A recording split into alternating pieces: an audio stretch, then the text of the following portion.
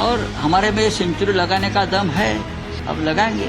मुंबई में क्रिकेट बहुत अच्छा खेला जाता है और देखा जाता है और सेंचुरी को बहुत महत्व है। जी हाँ, महाराष्ट्र में विधानसभा चुनाव को लेकर के नामांकन प्रक्रिया तेजी से जारी है और 1-2 दिन का ही समय बचा हुआ है।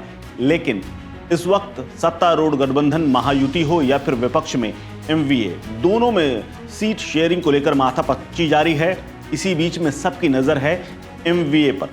दरअसल महाविकास आघाड़ी दल में कांग्रेस, उद्धव ठाकरे वाली शिवसेना और शरद पवार की एनसीपी के बीच में अच्छी खासी खींचतान है। लेकिन माना जा रहा है कि मंगलवार को हुई बैठक के बाद सब कुछ ठीक हो गया है। लेकिन इसी बीच में जबकि खबरें बैठक के बाद ये आई कि 90 से 95 सीटें शिवसेना को मिल सकती हैं, वहीं संजय राउत ने दावा किया है कि उन्हें 100 सीटें चाहिए और सैकड़ा मारना उन्हें अच्छा लगता है और ये जनता जानती है। लेकिन सूत्रों ने ये बताया है कि महाविकास आघाड़ी यानी एमवीए बुधवार को सीट शेयरिंग के फॉर्मूले को जारी कर देगा, यानी आज इसके जारी होने की पूरी उम्मीद है। इससे पहले उद्धव ठाकरे की शिवसेना यूबीटी ने 100 सीटों पर लड़ने का दावा कर दिया है। लेकिन सूत्र बताते हैं कि 90 से 95 सीटें ही उसके खाते में आती हुई नजर आ रही हैं। महाराष्ट्र में महाविकास आघाड़ी में सीटों का फार्मूला लगभग तय हो गया है, सिर्फ ऐलान होना बाकी है। इसके अलावा सूत्र ये भी बताते हैं कि संभावित फार्मूले के तहत कांग्रेस 103 से 108 सीटों पर चुनाव लड़ेगी, वहीं उद्धव ठाकरे वाली शिवसेना को 90 से 95 सीटें और शरद पवार के खाते में 80 से 85 सीटें जा सकती हैं। तीनों को 6-6 सीटें ऊपर नीचे मिल सकती हैं। इसके अलावा समाजवादी पार्टी और आम आदमी पार्टी की जो उम्मीदवारी है उस पर भी विचार किया गया है और 2-2, 3-3 सीटें इनके खाते में भी आ सकती हैं। आपको बता दें कि मुंबई में सबसे ज्यादा सीटों पर एक बार फिर से उद्धव ठाकरे की पार्टी विधानसभा चुनाव लड़ सकती है। यहां उसे 18 सीटें मिल सकती हैं।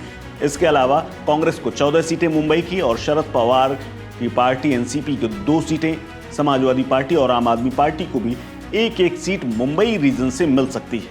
आपको बता दें कि बीते कई दिनों से लगातार बैठकों का दौर जारी है।